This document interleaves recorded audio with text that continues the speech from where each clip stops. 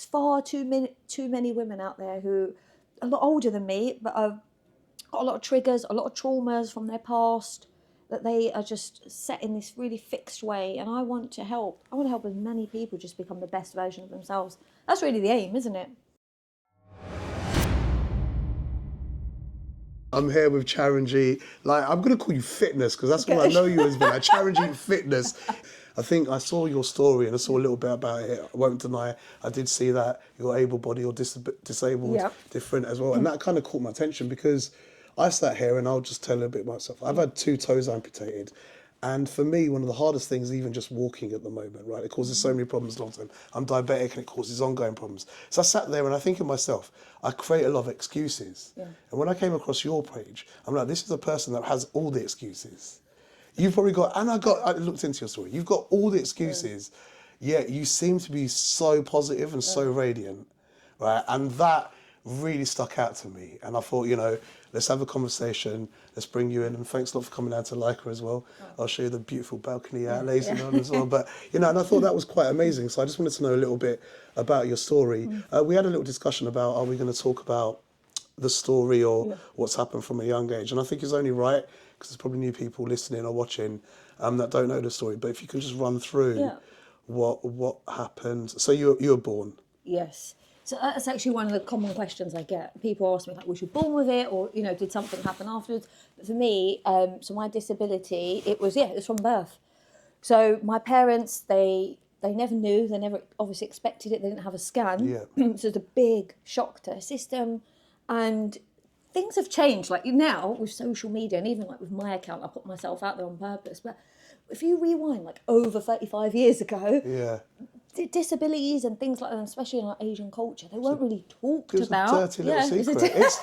It still is. It still is. Yeah. There's so much rife of different kinds of disabilities, from mental to physical. But I do feel it's still a dirty little secret, and that's why I think with you it's quite important, because I can't beat around the bush. It's probably I don't know. I don't show people my feet, and that's something I can hide with shoes. So I sat here and I'll be honest about you. So you said about scans. Is it something you scan for? Now, what is the official disability? What do they call it? I just call it an underdeveloped arm, because that is all I've ever been told, and they never knew why it happened. Right.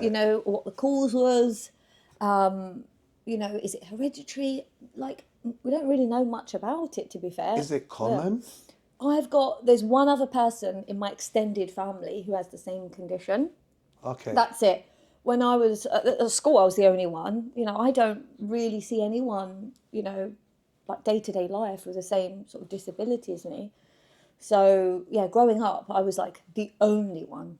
Right. But it's been a journey. Like, I know, you say, like, it's amazing that you sit here and, you can now display it. But it's been a long journey to get to this place. Like, growing up, you're very innocent, right? You don't even almost recognise that you're different to anyone else. And I think you're very naive, you're almost like wrapped up in cotton wool. It was only, I can't remember when, like what age I was, but we used to go to the temple a lot. My family was very religious. So I was around like a lot of older women all the time. Okay. And again, I went... This is that good vibes. Yeah, the good vibes, that's it, exactly, yeah. And women in that generation culture, they don't hold back. It's not like, What era was this? So, what years? What years? Yeah. So I'm talking probably... So I was born in 1985, maybe like from about... Late 90s? Late 90s, maybe? 90s, Yeah, right. yeah. And there's like no filter, isn't it? So we used to go to the temple, and then women would, just outrightly just, in a really pitiful way, say to my mum, and it's quite dramatic, isn't it? Some of the reactions, like, oh my God, literally what has happened to her. And when you grow up around those kind of comments, it does. You start feeling like damaged goods. You feel like you're the only one, you're singled out. So people would say stuff to your mum? To my mum, just, whilst I was there, So even with my mum, she made a few comments, not about obviously my disability. I just know that after I was born, she went into a bit of a depressive mode. Right. And I've had therapy about that, and something my therapist said was really interesting. She was like, maybe she had postnatal depression. Yeah. She just didn't know. But all that time, I've carried that on my shoulders thinking, oh my goodness, was it because of me? I was born. Oh, so she Yeah. was unhappy after you were born, and then you thought it was your I did. fault. Yeah, I did. I thought, oh God, like it's tough, right? For But how you were saying like you weren't aware that anything was different. Why did that start why coming? did Because that they were start changing? Yeah. Just because of comments from people at the temple. And then as I got a little bit older, I'd say at 16 years old, you know, when you start getting a bit more body conscious, I remember one of my relatives also saying, why don't you get a prosthetic arm? Because around 16 is when you start getting into body image, Right. don't you? So like at junior school, I was fine. I used to wear short sleeve tops.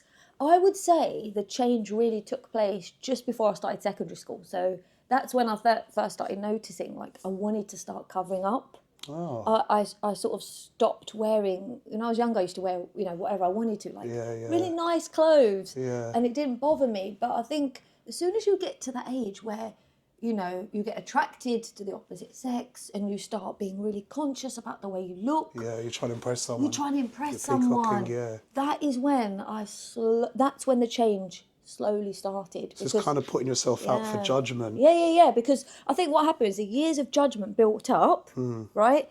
I thought it didn't really affect me, but it does, right? You're a sponge and you absorb everything, your environment, the comments.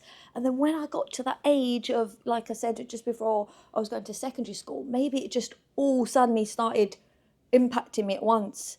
And I went, and that was when I started slowly changing, yeah? When you say changing, how? What, mentally or? It started, I'll be honest, with my weight. So it was like, it wasn't, that's a really good question, because it wasn't like, oh my God, I woke up one day and I just started covering my hand. What actually happened was I developed an eating disorder, which is a form of control, right? Okay. So internally, I wasn't really accepting of the way I looked, okay?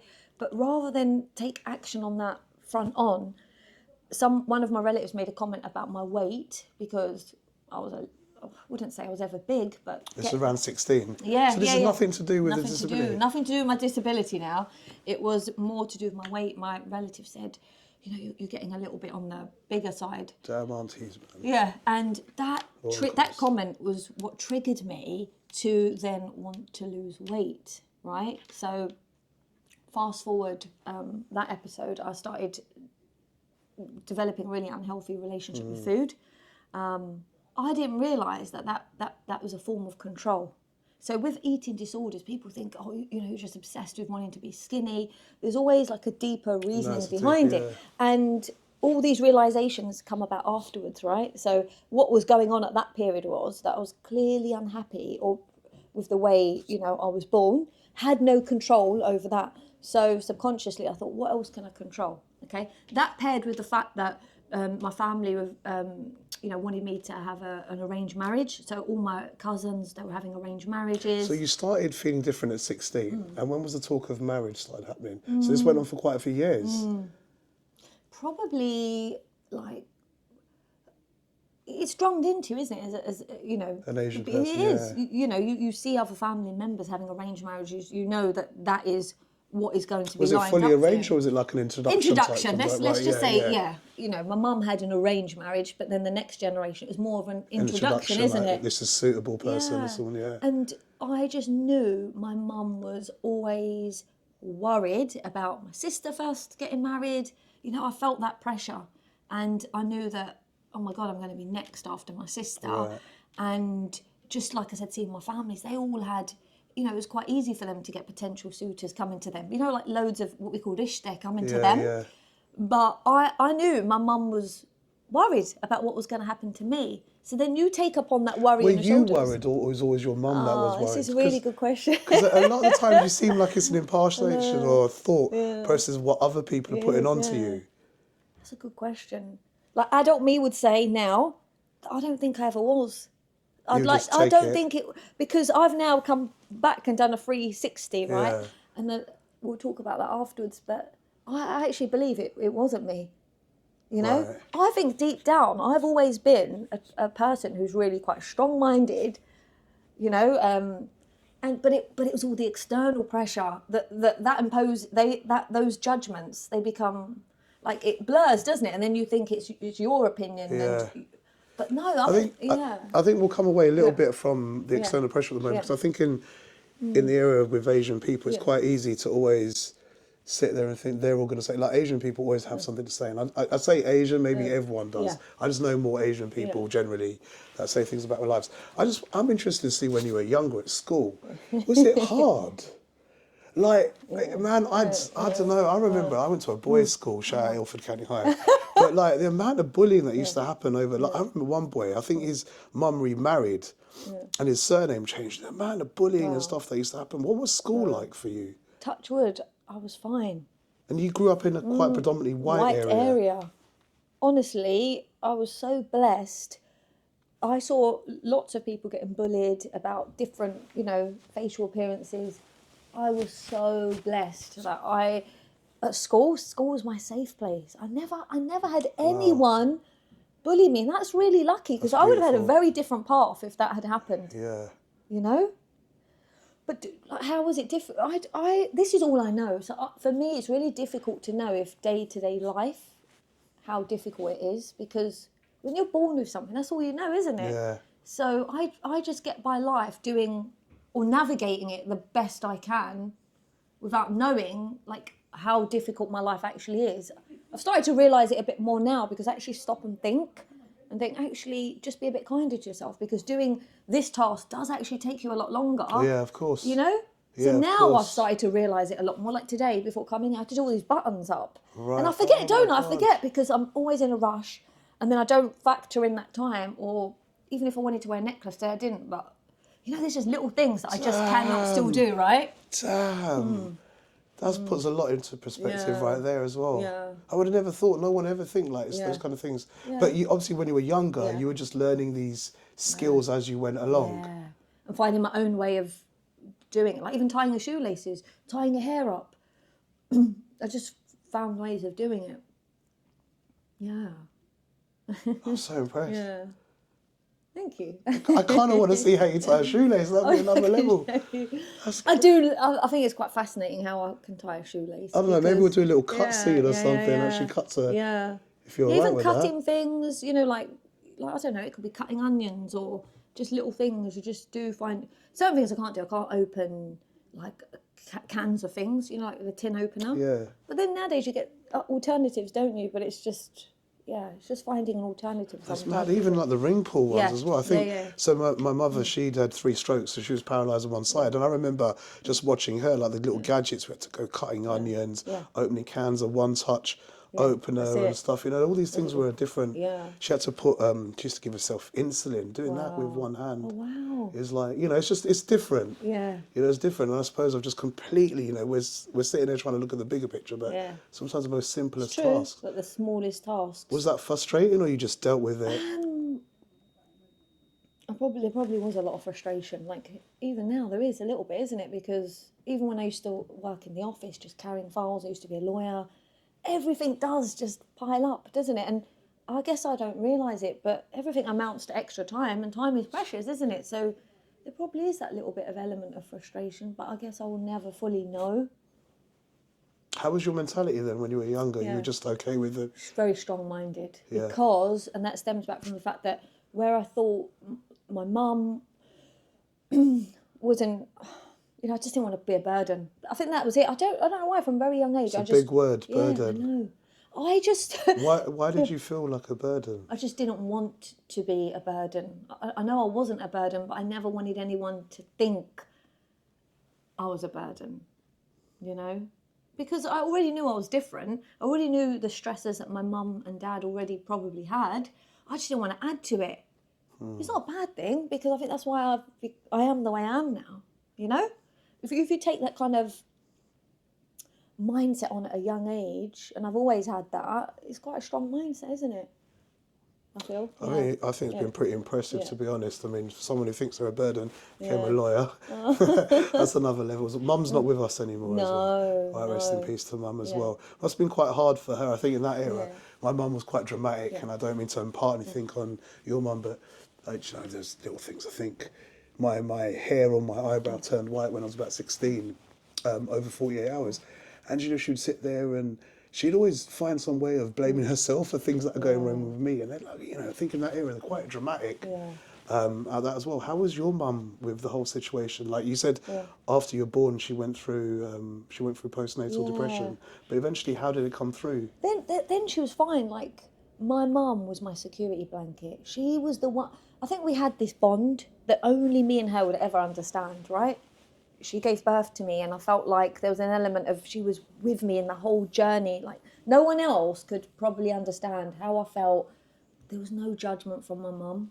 Because I was actually thinking about this on the journey here. I was like, what do I really miss? It's the fact that she didn't judge me. She just understood me, like, in a way that no one else could. And that was like my blanket, it was my security blanket. So when she passed away, it's like someone taking that blanket, that safety net away from you, and you feel suddenly all alone.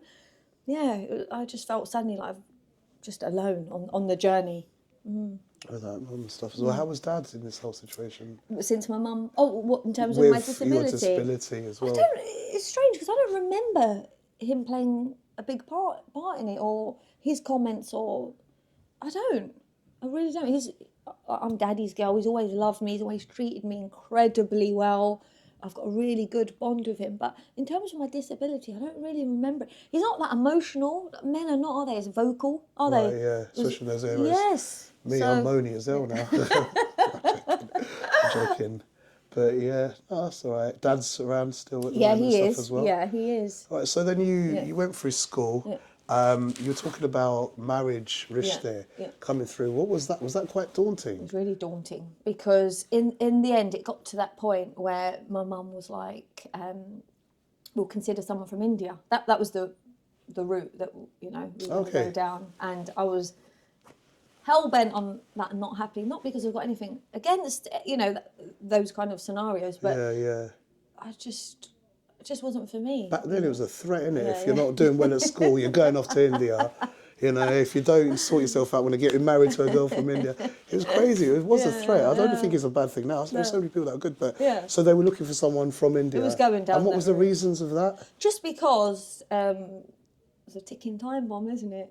And there was no one coming forward for me in terms of, you know. So they were trying to just hurry things, and just thought, you know, you need to get married. Pass your sell by date, innit?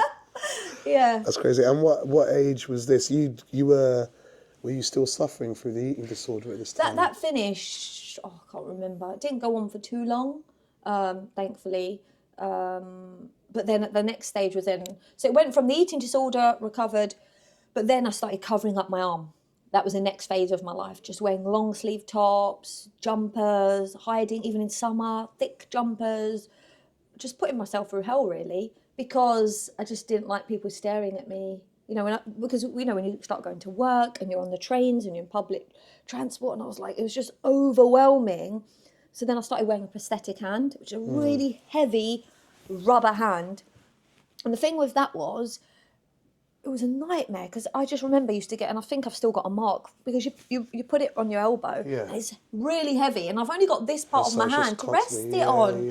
And in summer I'd get so sweaty and hot, and used to wear a glove, and then that arm started ripping, because it was made from rubber, it was from the NHS. And then that used to really freak me out, because when it had rips in the fingers, and then people used to stare again, and I just felt like I was caught up in this vicious cycle.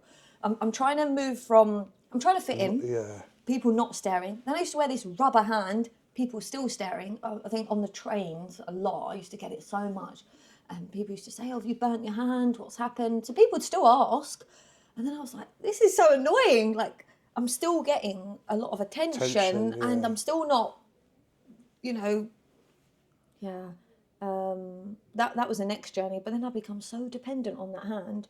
I wouldn't leave my house without it. Wouldn't leave. And then if people coming over, or people I've never met, I would literally run upstairs, get the hand, put it on. So yeah, I become so dependent on it. Like, you know how you said you don't want anyone to see your... your feet. Then it became that point where I was like, I don't want anyone to see my hand. I just used to think it's absolutely ugly. But that literally just happened after the... Yeah, it did. So see what I mean? It transferred almost the control element from one to see where it goes. to the other. But I think there's a lot, like, you know, I used to date a girl that had an eating disorder. She was actually bulimic, but she went through the cycle of anorexia and bulimia, and it was soul destroying, man. Not only for her, but just seeing how her family was going through a lot of things, and how, I think I watched on one of your podcasts, on the Motive podcast, so you mentioned something about you started thinking mum was putting oil in your food. So bad, You know, honestly. so there's a lot of this paranoia. The paranoia was when it was at the peak. And the way I disrespected my mum, she'd make me, you know, food from the goodness of her heart. And I remember once I chucked the plate. I used to get so angry. I was like accusing her. I was like, you've put oil in it. And she was like, I haven't. Like, I can't even think how I must feel as a parent. Doesn't that make sense? You've made a meal at the goodness of your heart. And there I was. I just used to get so angry. I didn't socialise with people. I stopped going out. It was horrendous. So you trained as a lawyer, and then how long were you a practice lawyer for? About 12 years. That's mad. So while you've got all of these things where you're feeling you're being judged by everything, you chose a career in law. Where did that come about? Because I didn't know what I wanted to do, I'll be honest. I was just, you know, like most people, I don't know, you're young, didn't really have a passion.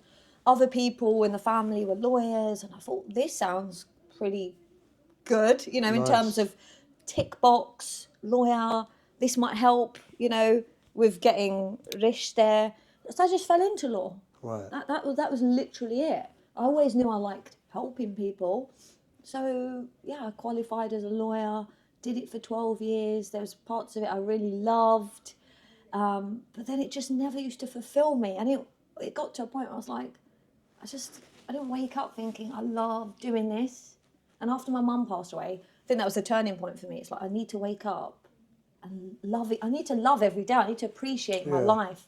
So you done law because you wanted to help people, and then you said it wasn't fulfilling. Where did this desire to help people, like what was happening? What was going on? Is this because of your past story? I think so. I've always been like that. My mum was like that. I've just got this thing inside me where I just love helping people. I give a lot. But my mum was like that, so I don't know. But then I ended up obviously transferring that quality I have of thinking, and then obviously the fitness thing, I naturally fell into it. But it's like I just channeled something that I love doing, giving back and helping, but in a different way, which came about through the fitness. So were you were quite gym proud, or you were doing a lot of fitness stuff while you were working as well? So after my mum passed away, which was, sorry, what year? It's 5 years ago now. Right. It's coming up to 5 years. She passed away. I never used to go gym. 2019. 2019. Yeah. I never used to go gym. I just used to be cardio obsessed because I wanted to be skinny all my life. That was my obsession, with being skinny. So was this the after effects or coinciding with the eating disorder still? You still wanted to keep... Absolutely. So once you have an eating disorder, it's I don't believe it entirely ever leaves you. You've got to really be on it in terms of keep constantly training your mind, but elements of it, like, continue to remain. So yes, I didn't physically, I stopped the whole, not eating or being on a restrictive diet, but in terms of, the exercise element, I still did quite a lot of cardio, still wanted to be skinny, maybe not to, to that extent, but I still wanted to be skinny, absolutely. So when my mum passed away, and I had 2 children, and I wanted to get back into shape, I got a personal trainer, and I said to him, I want you to help me lose weight. And when I look back at it, I think, what the hell was I thinking? I was already really skinny. Got myself a personal trainer. And then after I finished with the personal trainer, so at that time, I was in a dark place. Mum passed away. I started drinking quite a bit. I wouldn't say drinking every day. It was more what I was doing with the alcohol. I was having straight shots, no mixers. Okay. So I was getting drunk very quickly because I liked the hit I was getting. I used to go out, just drink straight vodkas. For someone who's quite a lightweight and petite, I would get drunk very quickly. And that was not spiralling. But is that because you've lost mum? And we were talking about the security blanket as well. So that was the after effects. That was the after effects of how I was coping with grieving. Yeah. That was my coping mechanism. Without realising it, it actually became a coping mechanism. But then what I started realising was when you drink alcohol, the aftermath is you go on a low. You will drink and the next day you'll feel even more depressed. So this didn't go on for long, maybe a couple of months. Okay. And then one January, I was like, I need to do something else. I don't want my life to go down this route. And that's when I got the personal trainer.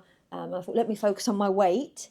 I started seeing this personal trainer and actually started lifting a little bit of weights for the first time in my life.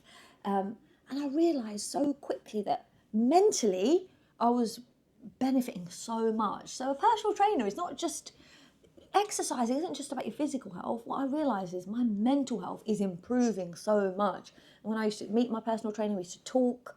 It's the whole experience, isn't it? Just emotionally getting everything out. And I started loving that process. I was like, wow, this is incredible. So when I finished with him, Sorry. when I finished with him, and I'd got really skinny, suddenly something clicked, and I was like, I want to become strong now. Like mentally, I was getting stronger. I want to be physically strong, and that's when I joined a gym. Right. And I was terrified. And you'd stopped drinking by now. Yeah, and stuff oh, as well. absolutely. That, like I said, that lasted 2 months. Only once I started the fitness thing, everything just fell into place, didn't it? I joined the gym, and obviously I was still very insecure about the way I looked. I think I was still wearing my prosthetic hand in the gym. Oh wow, okay. Yeah, and that was difficult because how can you even lift certain weights when you've got, Prosthetic hand on, yeah, of course. So it was really uncomfortable. Like, I used to be that girl, run upstairs, really conscious. But I kept doing it. I kept showing up, and I was falling in love with it. And the more you keep pushing yourself and making yourself uncomfortable, one day you're going to feel comfortable. And that is exactly what happened. I got to that point where I started to build muscle. I started to grow glutes. I was getting stronger. I went from being someone who's really skinny to, I had muscle, and I was just feeling incredible, and my energies just started changing. I was getting a little bit more confident. Yeah. The confidence was coming, and that's where it started in terms of the fitness thing. I never thought I'd end up being a personal trainer, because again, the way my mindset used to be was like, oh, I probably can't do that. And I had a conversation with my friend one day, and she was like, of course you can do it. And I just phoned up, inquired, and they're like, yes, you can. And then I was working full-time law, and then studying to be a personal trainer, side by side, qualified, and then I opened my own little business, online coaching. And I was like, this is incredible. I just started coaching women. But this was never for a financial gain. No. Because comparatively, they can't, there's no way they can match. But this was helping people. Passion.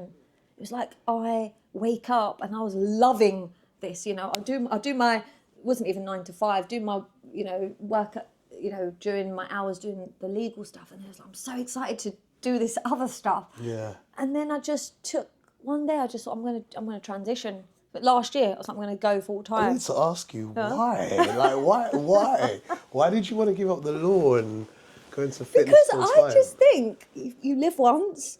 I know so many of my friends, they're like, we admire you. Every Asian person in the world is like, what are you doing? No, but because I'm breaking barriers. This is where my journey. You've got a different story. Yeah, my life has just changed so much in the last year and a half. My confidence just kept growing. In the last year and a half, I stopped covering up. I had therapy. Okay. Stopped covering up my arm. Opened this Instagram account a year ago, and then I started posting content, showing my arm. You've got to think, I couldn't even look at my arm. Yeah, I couldn't. All my pictures, when I opened my Instagram, I don't think people even knew I had a disability because I posed like this, covered it. You wouldn't even know. Yeah, you wouldn't realise. You wouldn't, because I would pose in a certain way. And then I've gone from doing that to suddenly getting on camera, little by little, almost revealing myself and thinking, this is okay, this feels quite safe.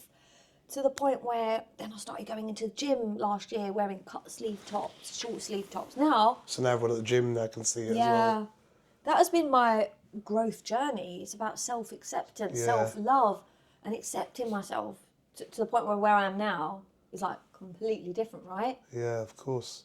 No, it's beautiful. I think I can see why you would have left security of like a law job at the end of the day, because your story is very different and what you've overcome and what you can inspire in others is very different. I just think where I want to be is my story and what the message I send out is about breaking barriers.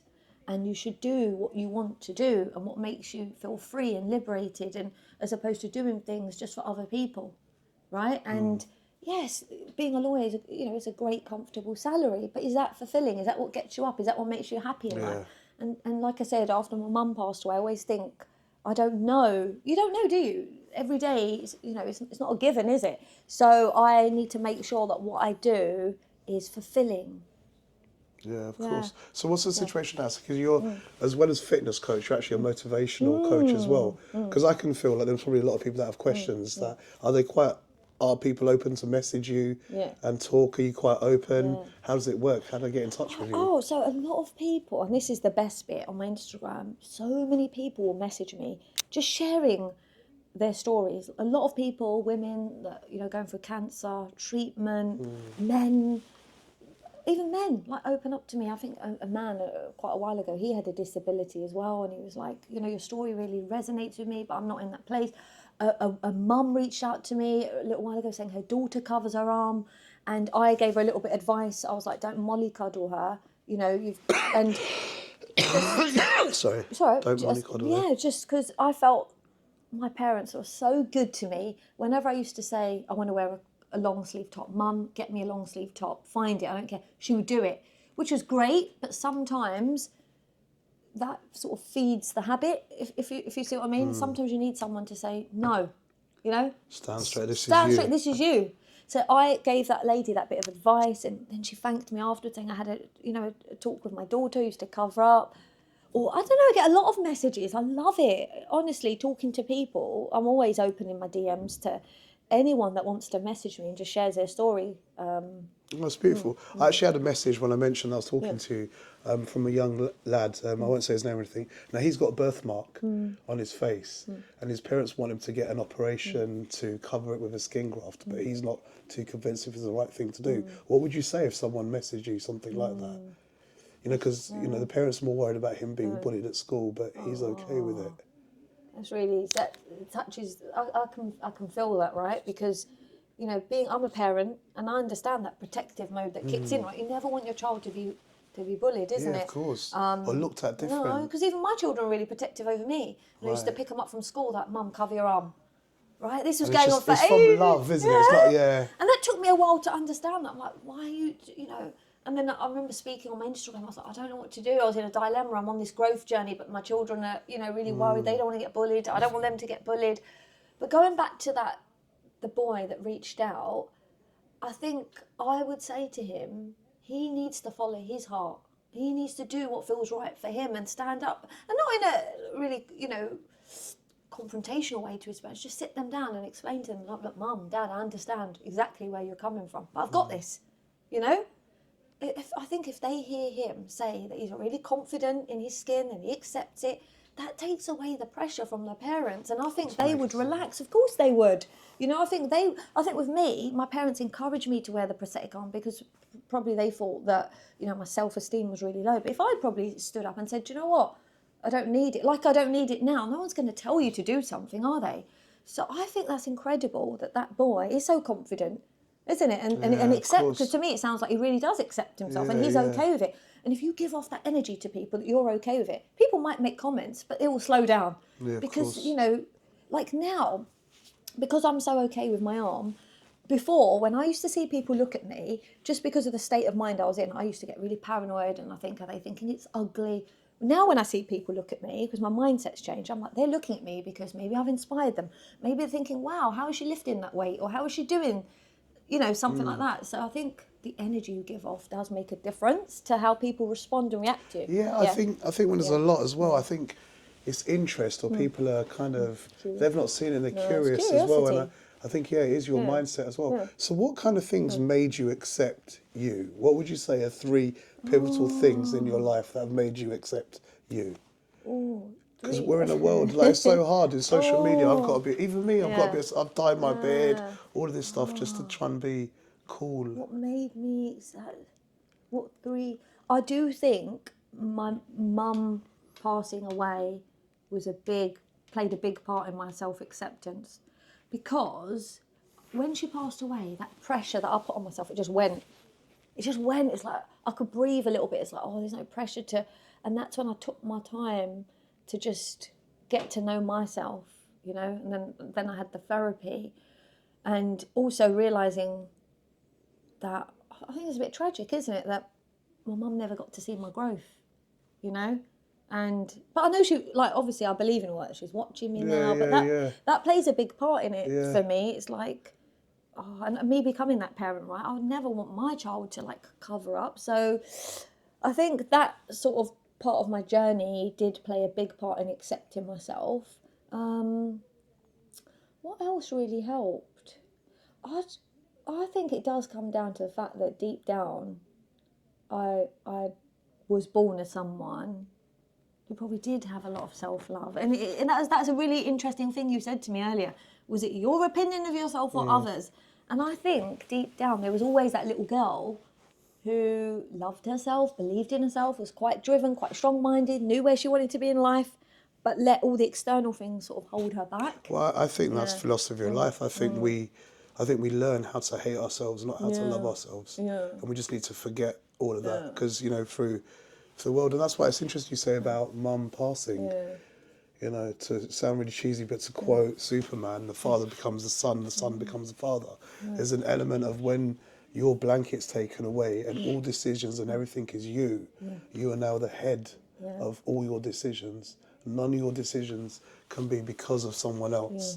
You know, and I think a lot of it, what we've been talking about, seems like somewhere because you want to be, you want to show your parents you love them, and maybe along these ways you felt like they've not been good enough. And I'm sure this is things that we all feel on a very normal scale.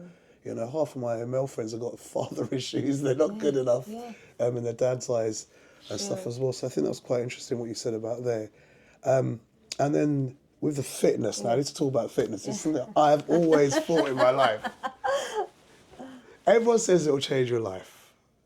Right, the minute you take it up and everything, the endorphins, all of this, the positive thing. Is it really that good? I believe my energy is so good because of the Fitness. It's not just right. So I don't just promote fitness. For me, it's a journey. It's a growth journey. What fitness did for me, it brought all the confidence, didn't it? And that's when I found myself. And that's why I think I'm just so passionate about fitness. It's not about numbers on the scales. It's not about, oh, you know, aesthetics and looking good.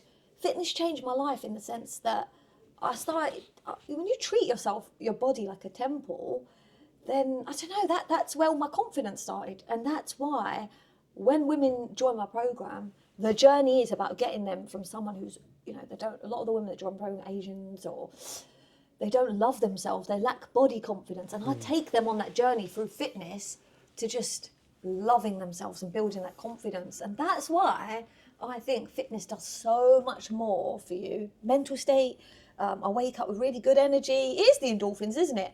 It's about achieving something first thing in the morning. A lot of women don't prioritise themselves, which is so important. And then obviously for health reasons as well, you know, there's so many benefits. And you are what you eat. You eat good food, you know, you're going to have good energy. Right. Well, then I'm going to ask you a favour. Right, this is it. We won't film it right now. We'll go to a cutscene or something.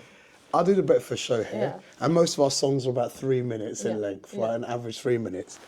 I'm going to need you to give us a 3-minute workout routine to do while one song is on. Something we could do to activate our bodies and get our chakras and endorphins flowing. Amazing. Is that cool? I'll Can do we do that? 100%. Yeah, we'll do that. We'll do that. We'll do that. Charanjit, I need to ask you now. You know, I think we've just scratched a really tiny surface of the person that you are, but I think more so about where you've come from. That's your personal journey, and it's beautiful to hear. I think what's really good is the person that we're experiencing now, and I really enjoy meeting that. How can people get hold of you, contact you to find out more, or potentially if there's any lady? You said women. Do you only take women on as? I do at the moment. As clients, right? Just women. That might change in the future because recently, you know, I have had a lot of men reach out, but that might be in the future. But at the minute, it is just women. Right. Any ages, I work with women, mums, women with menopause, older women, all age ranges. That's not a problem. But yeah, it's just women. And how can I get hold of you? Instagram is probably my best platform. I am on LinkedIn for corporate stuff mainly. Stick the Instagram Yeah, up Instagram, here Charanjit somewhere. Fitness. LinkedIn, I do corporate stuff now. So Right. a lot of companies, employers, they'll reach out to me to do wellness events for their employees, which Right. is amazing. So I love doing that as well. So yeah, LinkedIn if it's more corporate stuff, or yeah, Instagram. Definitely to get in touch with DM you as me. well. Oh, it's been nice. I think we'll end it up here right now, and then we'll get a few more things. But Charanjit Fitness, thank you very much. Thank you for having me.